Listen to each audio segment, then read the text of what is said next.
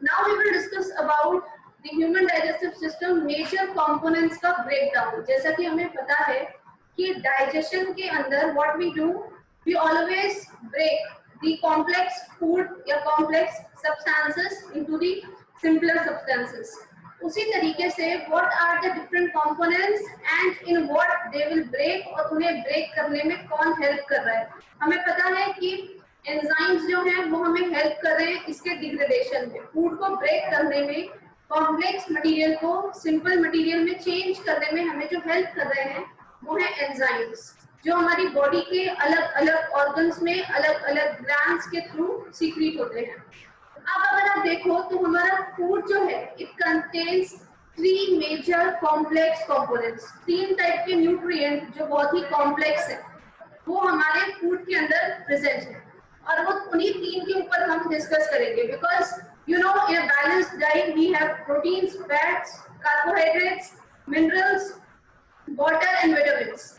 तो mineral, vitamins and water they are already very simple, हमारी body उन्हें अच्छे से एब्जॉर्ब कर लेती है.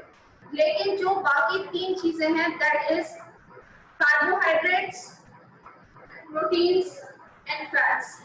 अब अगर इन तीनों को देखा जाए तो जो प्रोटीन्स हैं वो प्रोटीन के फॉर्म में हमारी बॉडी में आते हैं. मान लो मैं वेजिटेरियन हूँ, मैंने कोई प्लांट को कंज्यूम किया और प्लांट को कंज्यूम करने के बाद मेरे अंदर उस प्लांट के अंदर जो प्रोटीन्स हैं वो ट्रांसफर हो गए. उस सपोज आई टेक, मैंने आज सुबह रोटी खाई है तो it is made up of wheat. Wheat is a plant part. जब मैंने उसे कंज्यूम किया तो उसके अंदर जो प्रोटीन्स हैं वो मेरे अंदर आए, उसके अंदर जो फैट्स हैं वो भी मेरे अंदर आए और लास्ट इज कार्बोहाइड्रेट. उसके अंदर जो कार्बोहाइड्रेट है वो भी मेरे अंदर आया. अब प्लांट को अगर थोड़ा सा रिकॉल करें तो हम पढ़ चुके हैं कि प्लांट के अंदर जो वो खाना बनाता है that is in the form of glucose. Glucose को यूज करने के बाद प्लांट अपनी पूरी डेली लाइफ एक्टिविटीज करता है और जो एक्स्ट्रा खाना होता है it is stored in the form of starch. ये हम पहले डिस्कस कर चुके हैं. I have given you the video कि प्लांट में खाना बनता है इन द फॉर्म ऑफ ग्लूकोज और स्टोर होता है इन द फॉर्म ऑफ स्टार्च. तो एक प्लांट जो था जिसने खाना बनाया ग्लूकोज के फॉर्म में, स्टोर किया स्टार्च के फॉर्म में. अब जो मेरे पास कोई प्लांट है जिसकी लीफ मैं खाती हूँ, सपोज इट इज स्पिनच, तो इसकी लीफ में स्पिनच के अंदर बहुत सारा स्टार्च है और वो स्टार्च जब मैंने खाया तो मेरे पास कार्बोहाइड्रेट कौन से फॉर्म में आया, ग्लूकोज या starch? It is in the form of starch, क्योंकि प्लांट में स्टार्च के फॉर्म में ही स्टोर था और उसी स्टोर्ड फॉर्म में मैंने उसको कंज्यूम किया and I got starch in this form. ये जो है ये सारी कॉम्प्लेक्स चीजें हैं. कार्बोहाइड्रेट स्टार्च के फॉर्म में it is complex, proteins are complex, fat is complex. तो जब आई एम इनटेकिंग इट, जब मैं इसको खा रही हूँ तो उस वक्त मेरे अंदर ये 3 टाइप के मेजर कॉम्प्लेक्स चीजें आ रही हैं. आने के बाद यू शुड नो कि इनका सिंपलेस्ट सब्सटेंसेस क्या है. हम बार बार कह रहे हैं कि हमें कॉम्प्लेक्स को सिंपल में तोड़ना है. कॉम्प्लेक्स आपको समझ में आया, यानी कि फैट्स को तोड़ना है, प्रोटीन्स को तोड़ना है और कार्बोहाइड्रेट को तोड़ना है. Now what is the simplest form, कौन सी फॉर्म में तोड़ना है? तो कार्बोहाइड्रेट जो है इसका सिंपलेस्ट फॉर्म है ग्लूकोज, यानी कि मुझे कार्बोहाइड्रेट को ग्लूकोज में कन्वर्ट करना है. मुझे प्रोटीन्स को अमाइनो एसिड्स में कन्वर्ट करना है, AMINOACIDS, अमाइनो एसिड्स में कन्वर्ट करना है. और मुझे फैट्स को fatty acids and glycerol, GLYCEROL, मुझे इसे ग्लिसरॉल में कन्वर्ट करना है. तो these 3 are the complex substances. और जब तक ये मेरे खाने के बाद पूरे प्रोसेसिंग के थ्रू स्टमक से होते हुए इंटेस्टाइन में पहुंचेगा, स्मॉल इंटेस्टाइन में, तब तक इंटेस्टाइन में जाके जब ये एब्जॉर्ब होगा तो एब्जॉर्प्शन के टाइम पर ये कार्बोहाइड्रेट किस में चेंज हो जाना चाहिए? इट शुड बी ग्लूकोज, क्योंकि ग्लूकोज ही एब्जॉर्ब होगा. What protein should be in the form of amino acids and fat should be in the form of fatty acids and glycerol. अब कार्बोहाइड्रेट ग्लूकोज में कैसे change हुआ, protein amino acids में कैसे change हुआ नीचे intestine तक पहुंचने तक, और फैट फैटी एसिड्स और ग्लिसरॉल में कैसे चेंज हुआ मेरी इंटेस्टाइन तक पहुंचने तक. तो इतना पूरा प्रोसेस वी विल डिस्कस. अब इन तीनों के बेसिस पे, कार्बोहाइड्रेट, प्रोटीन एंड फैट्स, इन तीनों के बेसिस पे वी विल डिस्कस कि भाई कैसे कैसे ये कन्वर्जन मेरा पूरा डाइजेस्टिव सिस्टम करता है. Is it clear? Supriya, Supriya, is it clear? Yes, miss. Okay. Vaishnavi, Ma'am. Yes, ma'am. now let's begin with the first thing, that is carbohydrates.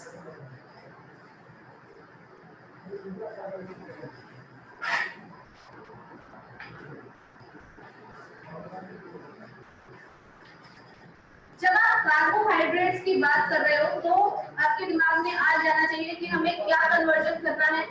हमें स्टार्च को कन्वर्ट करना है किसके अंदर, ग्लूकोज के अंदर। अब ये कैसे होगा, let's go step by step.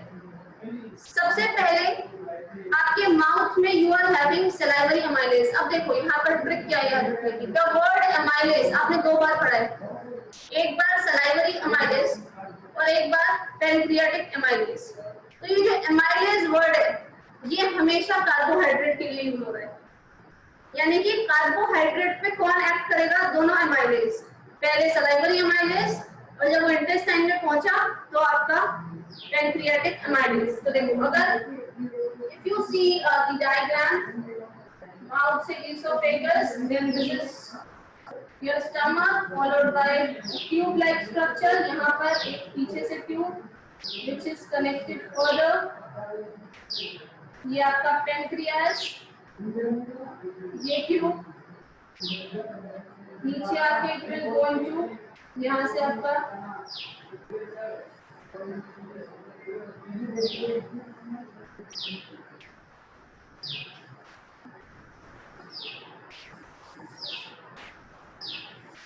Okay, this is your digestive system.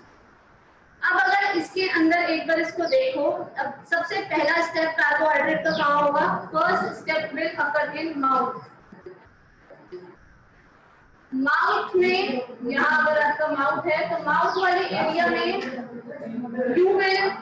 you are having amylase which is salivary amylase secreted by salivary gland present in saliva। saliva के अंदर salivary amylase present है जो salivary gland ने secrete किया था, ये आप पढ़ चुके हो, इसीलिए वो चीज पहले हम पढ़ चुके हैं ताकि यहाँ कंफ्यूजन ना हो।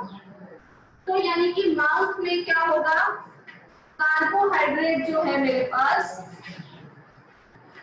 इन the form of starch, starch के फॉर्म में जो कार्बोहाइड्रेट है ये थोड़ा सा ब्रेक डाउन होगा और सिंपल शुगर में कन्वर्ट हो जाएगा, पूरी तरीके से नहीं पर सिंपल शुगर में, पहला स्टेप है, it will convert into sugars. और इसे जो कन्वर्ट कर रहा है उसका नाम ऊपर नीचे कहीं भी लिख दो, एरो के ऊपर, suppose I right salivary amylase. Salivary amylase ने कन्वर्जन किया, कार्बोहाइड्रेट को उसने बदल दिया इनटू सिंपल शुगर। इतना मेरा पहला स्टेप यहाँ हो गया कार्बोहाइड्रेट का। दूसरा स्टेप कहाँ होगा, पूरे रास्ते में कार्बोहाइड्रेट को कोई नहीं छेड़ेगा, पूरा नीचे आएगा इसोफेगस से स्टमक में आएगा, अच्छे से चर्न होगा, चर्न करने के बाद स्टमक के बाद it will go into the small intestine. जब ये स्मॉल इंटेस्टाइन में पहुंचेगा तो स्मॉल इंटेस्टाइन में से कौन मिलेगा, पेनक्रियास से आया हुआ पेनक्रियाटिक जूस। और उस पेनक्रियाटिक जूस के अंदर एक एंजाइम है जिसका नाम है पेनक्रियाटिक एमाइलेज। अगेन नाम क्या है, पेनक्रियाटिक एमाइलेज। तो एमाइलेज हमेशा किस पे काम कर रहा है, कार्बोहाइड्रेट्स पे काम कर रहा है। तो सेकेंड स्टेप जो होगा that will be in your intestine. कौन सी इंटेस्टाइन, स्मॉल इंटेस्टाइन। और स्मॉल इंटेस्टाइन के अंदर क्या होगा कि ये जो शुगर यहाँ बनी थी ये शुगर ब्रेक हो जाएगी मेरे फाइनल चीज के अंदर। फाइनल चीज मेरी क्या बनी थी, कार्बोहाइड्रेट को सिंपलेस्ट फॉर्म क्या है साक्षी,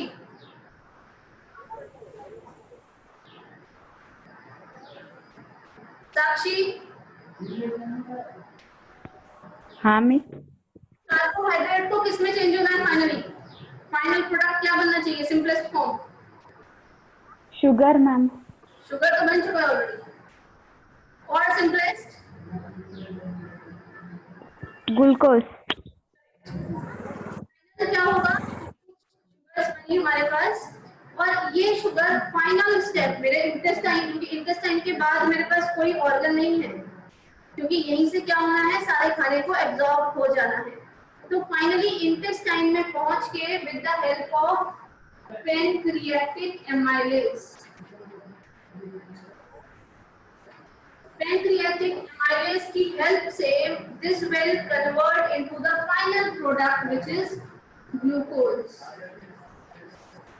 और जो इंटेस्टाइन में से जूस निकलता है, इंटेस्टिनल जूस, वो भी इस कन्वर्जन में थोड़ी बहुत हेल्प करता है और फाइनली आपका क्या बन जाएगा, ग्लूकोज बन जाएगा and that glucose can be easily absorbed from the small intestine. यहाँ से एब्जॉर्ब हो गया। एक बार रिपीट कर रही हूँ, ध्यान से देखो। कार्बोहाइड्रेट्स मेरा पहला कंपोनेंट स्टार्च के फॉर्म में है, लेकिन स्टार्च मेरी सेल एक्सेप्ट नहीं करती, उन्हें चाहिए उसका सिंपलेस्ट फॉर्म और सिंपलेस्ट फॉर्म है ग्लूकोज। सिंपलेस्ट फॉर्म में कन्वर्ट करने के लिए यू नीड सम प्रोसेसिंग, कोई रिएक्शन होनी चाहिए जिससे कि मेरा स्टार्च जो है वो चेंज हो जाए इनटू ग्लूकोज। उसके लिए 2 स्टेप्स हैं और हमेशा एमाइलेज वाली चीजें उसके ऊपर काम करेंगी, जिसमें पहली चीज जो है that is your mouth. Mouth के अंदर पहला स्टेप हुआ, जैसे ही मैंने खाना खाया प्रोटीन्स पे कोई फर्क नहीं पड़ा, फैट्स पे कोई फर्क नहीं पड़ा, लेकिन मेरा जो सलाइवा था जिसमें सलाइवरी एमाइलेज था, उस सलाइवरी एमाइलेज ने ये जो मैंने स्टार्च खाया था, जो कार्बोहाइड्रेट्स खाई थी, उस स्टार्च को इसने कन्वर्ट कर दिया into simple sugars. That salivary amylase will help into it, और इतना प्रोसेस करके मेरे माउथ से खाना नीचे चला गया into my oesophagus and into my stomach.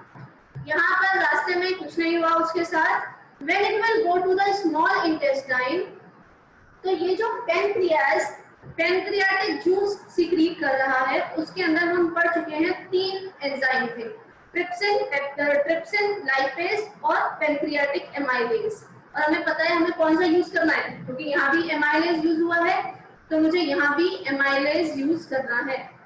जब पैनक्रियास से जूस इस इंटेस्टाइन में पहुंचा, तो यहाँ पर जो पैनक्रियाटिक एमाइलेज था उस जूस के अंदर, उस पैनक्रियाटिक एमाइलेज ने मेरी बची हुई शुगर्स को भी कन्वर्ट कर दिया into simplest form which is glucose, and now it is ready for the absorption. Now it can easily be absorbed from this portion. So this is all about carbohydrates. क्या इतना clear है? Yes sir, small intestine वाला और एक बार। Small intestine वाला, okay. Small intestine में पहुंचा, यहाँ से होता हुआ स्टमक से स्मॉल इंटेस्टाइन नेक्स्ट ऑर्गन है। स्मॉल इंटेस्टाइन में इसके ऊपर एक्ट करने के लिए कौन वेट कर रहा है? Pancreatic amylase. और पैनक्रियाटिक एमाइलेज इंटेस्टाइन में कैसे पहुंच गया? क्योंकि वो यहाँ पैनक्रियास से सीक्रेट हुआ और पैनक्रियास की जो ट्यूब है वो पूरे जूस को लाकर इसमें छोड़ देती है। पूरा पैनक्रियाटिक जूस इसमें आया और इसमें आकर पैनक्रियाटिक एमाइलेज ने इसको सिंपल शुगर से ग्लूकोज में कन्वर्ट किया। So this is about carbohydrates. यहाँ पर कार्बोहाइड्रेट्स का डिकम्पोजिशन या फिर ब्रेकडाउन खत्म हो जाता है। Now come to the next thing which is your proteins. I am not drawing this diagram क्योंकि इसकी हेल्प से आपको समझ में आ जाए। जो दूसरा पार्ट है दैट इज योर प्रोटीन, जिसको हमें डाइजेस्ट करना है और हमें याद रखना है कि प्रोटीन को किस में चेंज करना है? Into amino acids. This is the simplest form. Okay, अब इस सिंपलेस्ट फॉर्म के अंदर जो सबसे पहली चीज होगी दैट विल बी, यहाँ से मेरा फूड कार्बोहाइड्रेट यहाँ हो चुका है, नीचे आया ईसोफेगस से होता हुआ मेरा फूड जब स्टमक में पहुंचा, तो स्टमक में पहुंचते वक्त या जब स्टमक में पहुंच गया, यहाँ पर प्रोटीन डाइजेस्ट होगा सबसे पहले। तो प्रोटीन का पहला डाइजेशन है स्टमक के अंदर। ओके, स्टमक में there is an enzyme. Which enzyme is secreted in our stomach? Shivraj,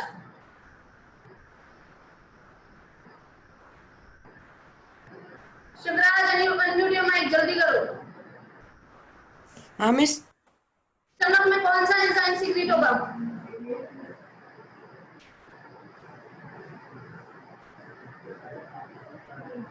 पढ़ लो बेटा, पढ़ लो। शीतल, Pepsin. in this pepsin will be secreted. मैंने आपको बताया था स्टमक के अंदर you are having digestive gastric glands, जिनसे 3 चीजें सीक्रेट हो रही थी, HCl, pepsin और mucus। तो सबसे पहले मेरे प्रोटीन पे काम करेगा ये पेप्सिन, और पेप्सिन को it will convert into simple protein, और सिंपल प्रोटीन का नाम होता है peptones, PEPTONES, peptones. It will convert them into peptones. पहला स्टेप खत्म। हर चीज का डाइजेशन 2 पार्ट में होगा, पहले बीच वाला प्रोडक्ट बनेगा थोड़ा सा सिंपल, फाइनली सबसे सिंपल। जैसे उसमें शुगर बना था, यहाँ पर पेप्टोन्स बने हैं जो आपके स्टमक में बने हैं। लेकिन ये पेप्सिन की एक शर्त है, और इस पेप्सिन की शर्त ये है कि ये केवल एसिडिक मीडियम में काम करेगा। ये प्रोटीन को पेप्टोन्स में तभी कन्वर्ट करेगा जब स्टमक के अंदर एसिडिक मीडियम होगा। और ये एसिडिक मीडियम बनाने में कौन हेल्प करेगा बताइए Saumya?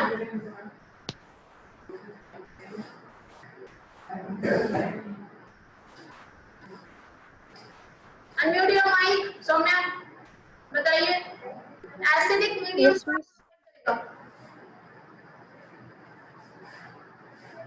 Speaker Saumya, unmute your mic and answer. Yes, miss. मैंने पूछा कि पेप्सिन को एसिडिक मीडियम कौन प्रोवाइड करेगा, किसकी मदद से ये काम कर पाएगा स्टमक के अंदर?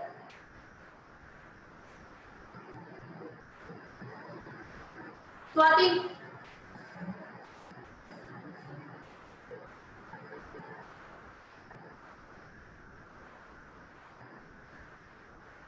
Swati unmute your mic.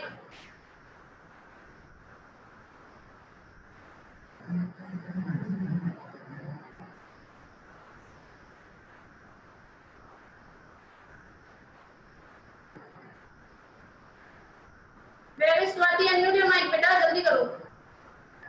Ma'am question फिर से बोलिए मैम। क्वेश्चन ये है कि पेप्सिन एसिडिक मीडियम में काम करता है, इसको एसिड चाहिए, एसिडिक मीडियम चाहिए जिसमें ये काम कर पाए। क्या चीज इसे एसिडिक प्रोवाइड करेगी? Hydrochloric acid. Correct, HCl, hydrochloric acid. So HCl will be secreted in stomach, तो secrete पहले से ही हो रहा है, और आप पढ़ चुके हो कि it will provide acidic medium to pepsin so that it can break down, it can work on protein, it can break down protein into peptones, ये प्रोटीन को पेप्टोन्स में कन्वर्ट कर पाए। और जो सेकेंड पार्ट इसका होगा, again it will take place in small intestine. जैसे कार्बोहाइड्रेट्स का हुआ था, इसका भी स्मॉल इंटेस्टाइन में होगा। और कौन हेल्प करेगा? पेनक्रियाटिक जूस में 3 चीजें थी, पेनक्रियाटिक एमाइलेज, ट्रिप्सिन और लाइपेज। ओके, इन तीनों में से पेनक्रियाटिक एमाइलेज हम यूज कर चुके हैं। तो जो दूसरी चीज है that is trypsin. So trypsin will change these peptones, ये जो पेप्टोन्स बने हैं यहाँ पर, it will change by trypsin, और trypsin पेनक्रियाटिक जूस में था, और पेनक्रियाटिक जूस यहाँ से स्मॉल इंटेस्टाइन में आया था। उस पेनक्रियाटिक जूस की हेल्प से peptones will convert into the final product which is amino acids, और इसी के साथ मेरे प्रोटीन का डाइजेशन भी खत्म होता है। सबसे पहले into the stomach by pepsin in the presence of HCl, because HCl is required to give the acidic medium. Pepsin will convert the protein into the peptones. Finally, the peptones will come to the intestine, and in the small intestine with the help of trypsin, it will get converted into the amino acids. The next thing is fats.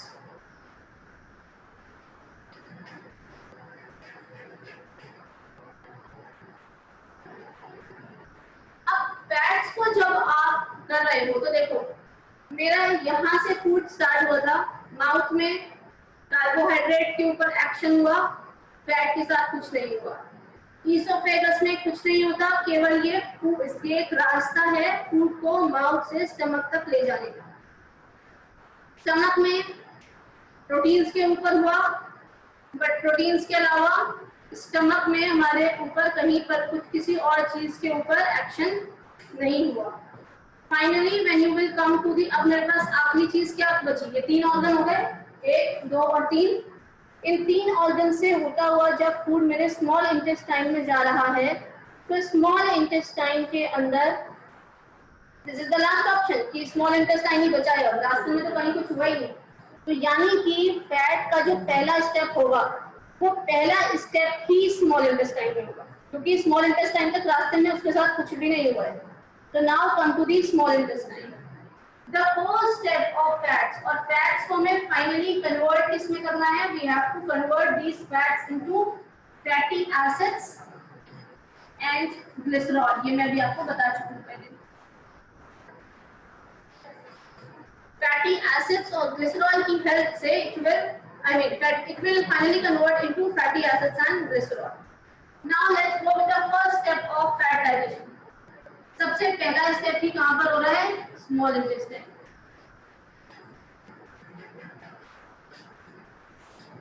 Small intestine में कैसे होगा ये देखिए।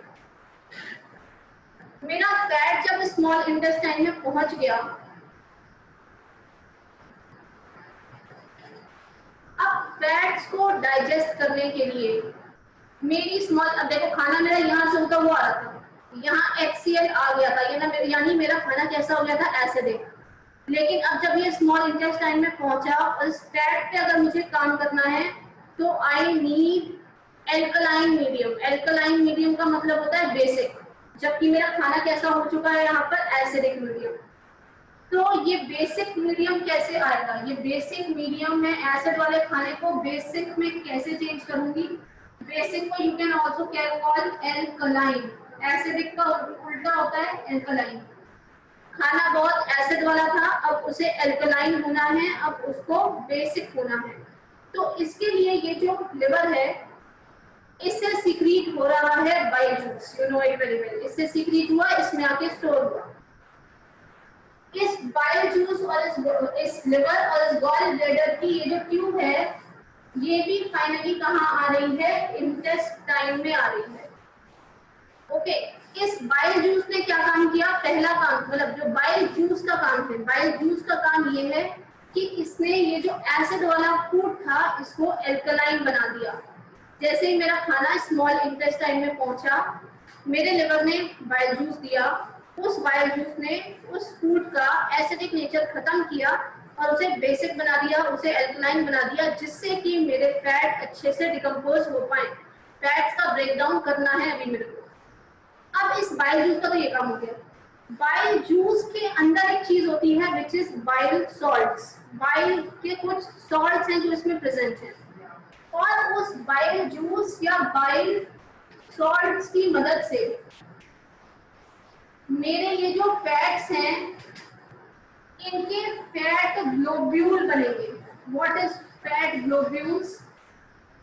एक मान लो बहुत बड़ा circle है, ठीक है, वो मान लो फैट है, कोई बहुत बड़ा केक है मेरे पास। अब अगर मैं उसको छोटी छोटी ड्रॉपलेट्स में चेंज कर दूं, किसी तरीके से पिघला के उसकी ड्रॉपलेट्स बना दूं, उसे तोड़ दूं छोटे छोटे स्ट्रक्चर्स में, उसे बोलेंगे हम फैट ग्लोब्यूल्स।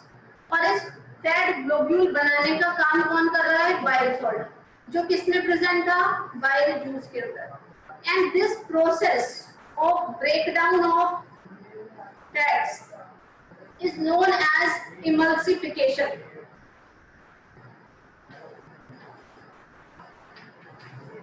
एक बार रिपीट कर रही हूँ, don't get confused. अगर I say कि मैंने फैट्स को इमल्सिफाई कर दिया, ये जो बाइल सॉल्ट थे उन्होंने फैट को इमल्सिफाई कर दिया, तो आपको समझ जाना है कि इमल्सिफाई का मतलब है कि फैट को तोड़ दिया गया। किसमें? उसके छोटे छोटे फैट ग्लोब्यूल्स के अंदर, छोटे छोटे फैट ड्रॉपलेट्स के अंदर। डोंट राइट ड्रॉपलेट्स, वो बस मैं एक्सप्लेन कर रही हूँ। You have to write fat globules. खाना खाया, रास्ते में फैट के साथ कुछ नहीं हुआ, जब फैट स्टमक में पहुंचा उसके साथ कुछ नहीं हुआ, finally it will go to the small intestine. Small intestine के पास अकेले स्मॉल इंटेस्टाइन ही है जिसको फैट को ब्रेक डाउन करना है। पर प्रॉब्लम कहाँ आ रही है कि जो खाना है इट इज एसिडिक। और मेरे खाने को क्या करना है मुझे, I have to change my food into a basic medium या एल्कलाइन मीडियम। एल्कलाइन बनाने के लिए मेरी हेल्प के लिए ऑलरेडी एक लिवर है। कैसे? क्योंकि इसका जो जूस आ रहा है which is bile juice which is entering into this small intestine, it is helping to convert this acidic food जो यहाँ से आया इनटू बेसिक फूड। अब जब मेरा खाना बेसिक हो गया with the help of bile juice, अब मेरे फैट को हम अच्छी तरह से ब्रेक डाउन कर सकते हैं। अब हमने फैट को ब्रेक डाउन करना शुरू किया। फैट कहाँ ब्रेक डाउन हुआ? स्मॉल इंटेस्टाइन में ही। खाना तो हम स्मॉल इंटेस्टाइन की बात कर रहे हैं, बाकी सब भूल जाओ ऊपर तक। स्मॉल इंटेस्टाइन में खाना आ चुका है बाइल जूस के लायक। अब मेरे पास मीडियम भी है बेसिक, ताकि मैं फैट को अच्छे से डिकम्पोज कर सकूं। I'll tell you the definition of emulsification later. So now when you are having these fats, अब बाइल सॉल्ट जो इस बाइल जूस में थे ऊपर, उन्हीं बाइल सॉल्ट ने क्या किया? मेरे फैट्स को इमल्सिफाई कर दिया। इमल्सिफाई का मतलब है फैट को छोटे छोटे कंपोनेंट्स में तोड़ दिया, और उन कंपोनेंट्स को हमने फैट ग्लोब्यूल्स कहा। And this whole process is known as emulsification. So I can say emulsification is the process of breakdown of fat. Emulsification is the process of breakdown of fat into simpler fat globules,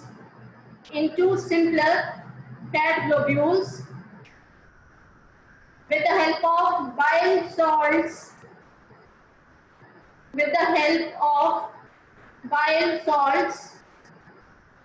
present in bile juice.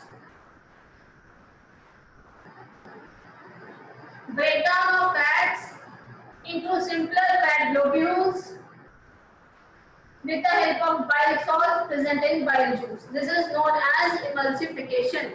Now if you come to the second step, हर चीज के दो step पढ़ रहे हैं हम, और final हमेशा step कहाँ होता है? स्मॉल इंटेस्टाइन में। तो दोबारा से the final step will take place in small intestine only. दूसरा स्टेप भी स्मॉल इंटेस्टाइन में होगा, और ये जो फैट ग्लोब्यूल्स थे they will convert into the simplest form which is fatty acid and glycerol. ये फैटी एसिड और ग्लिसरॉल में चेंज होंगे।